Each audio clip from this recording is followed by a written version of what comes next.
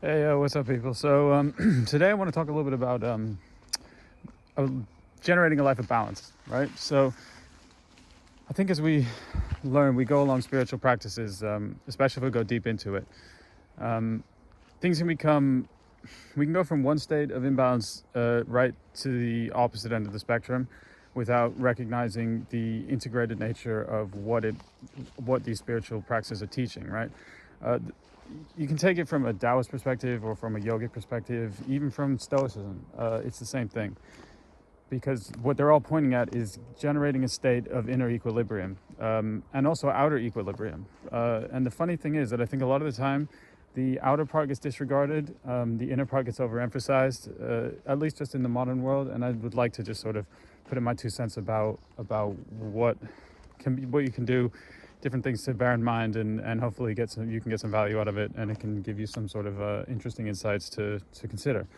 So, I like the idea of the kingdom, and I like the idea of generating the kingdom. The kingdom of God is within, I would like to sort of elaborate on that and say, we generate this kingdom. This is our inner space and outer space, but they're interconnected, right? Because we can't help but respond to the outside world, although you can through meditation and really working on yourself. Then yes, you become completely imperturbable. But that being the case, it's worth considering the fact of the responsibility for your own sake of generating an outer world that matches your inner world. So first, I mean, if you're watching this down the line right now, probably no one's really watching. That's fine with me, but you're probably pretty heavy on the meditation side, and you're probably pretty skilled in that regard, and maybe you are at the point of imperturbability, which is nice. But at that point, once you've got it straight and you can sit back and pretty much withstand any extraordinarily difficulties without losing your center, then becomes the interesting part of how do you organize your external life so that you can even best maximize your impact on yourself, your family, and the world. So I'm just going to talk about a few little things, right? So you think about career-wise. It's obviously important to have money, right? And that's necessary. I think if you're deeply spiritual and you're doing well in that regard, but you're totally impoverished, unless it could be a choice, right? But it's adding this excess pressure onto yourself, which increases suffering. And if it's done for any other reason than choice, and you're not totally at peace with it and totally joyful, then there's probably some other blockages in there that are stopping you from doing what you could do, or at least engaging in something that's meaningful for you in order to get yourself. Because look, I don't want to talk about money. I want to talk about vocation, in the sense of what are you doing with your time, or how are you impacting the world and the community at large in a way that feels rewarding. Because there's two aspects to a job, isn't there? There's what you do and what you get paid. You can invest money, or you can rob people and get that cash, but the cash doesn't really come. It's not really a form of wealth. It's not really a form of payment, because actually it comes with a loss in your conscience.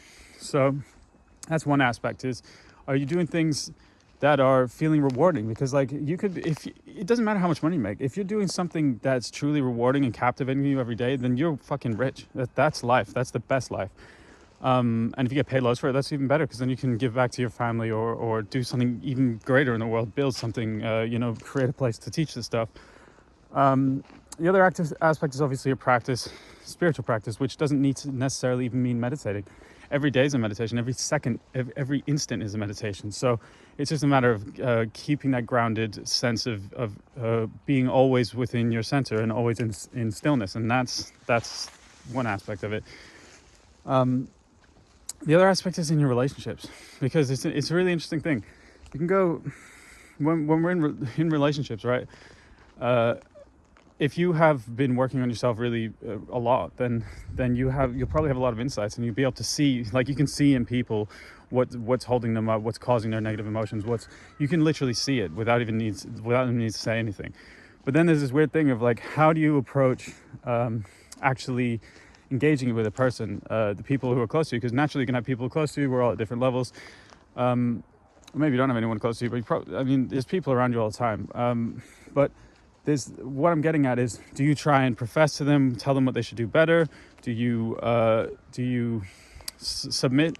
And then, just because like I've been in both situations where I've been trying to tell people and point stuff out. They can't hear it because people need to understand this is an eternal process that people go through. They really can't actually hear what you're saying. Even if they're asking for help, if you tell them straight up what they're doing and why they're doing it, and because you can see that, they can't hear it. In fact, you usually become an enemy. They'll start attacking you. That negative side of them will start attacking you. And it'll damage your relationship, and a lot of the time it can bring you down and actually make things really difficult. And I'm not saying don't help, but I'm just saying that's one aspect of it. The other side is then you go, okay, well, it's spiritual to be yielding, right? So then you yield all the time, but then you find yourself running around doing dumb shit for people that that it's stupid. If someone has a fear and then they want you to do something and then you go and do it, then you're subjugating yourself and you're just taking time away from what you could actually be doing better in the world, for the mercy on someone else, which is also, it's not necessarily a bad thing, and you can see it as valiant. I'm just saying I'm not giving an answer here. I'm saying these are things that you should consider in yourself, looking at your relationships and how best to manage this stuff and what actions to take, because it really, from what I've found more than anything, this whole spiritual game is about action. It's about how do you act. It's like meditation is an action, right? But it's about what is your impact in the world, your impact in motion, right? Because once you do enough meditation to get the point where you really find your equilibrium, then you want to gain momentum. Just go at it stuff and really let go and follow your own path and follow it without constantly analyzing. Well, there's a point of analysis, but then that's like instantaneous, right? Without constantly, what's the word? Ruminating on stuff, constantly thinking back and, should have done this, should have done that. Just doing and gaining momentum. From a place of stillness and a place of kindness, and from the good, because I say stillness, I say kindness, it really goes way deep beyond that. And I think if you know what I'm talking about. There's a certain energy which has no thought in it. It's the transcendent good, and we can act from that place. We can be in that place all the time. How do we materialize that and increase that in other people as well? So that's when I'm talking about the kingdom. I'm talking about first you generate or just attach yourself to this state internally. Then you try and then you find the best way to bring that out as much as possible around you until you're living in a sort of world of where that state is the dominant state. And in this world today, it's tricky, of course, because there's so much negativity, and we all know that. So just a quick wrap up with 8 minutes.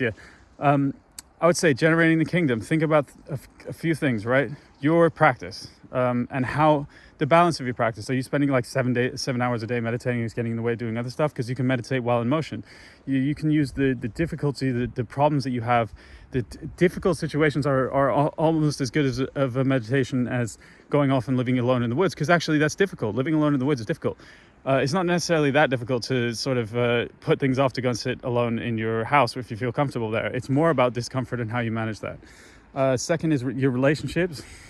How balanced are they? How much are you honestly doing what's uncomfortable, saying what's uncomfortable? How often are you yielding where you feel like you shouldn't? How much are you professing? How much, and how is that evolving in a way that's going towards a more balanced place for the good of all, basically? And then the third is what you're doing with your time, like, and your energy. Is it first of all nourishing you? Is it nourishing other people?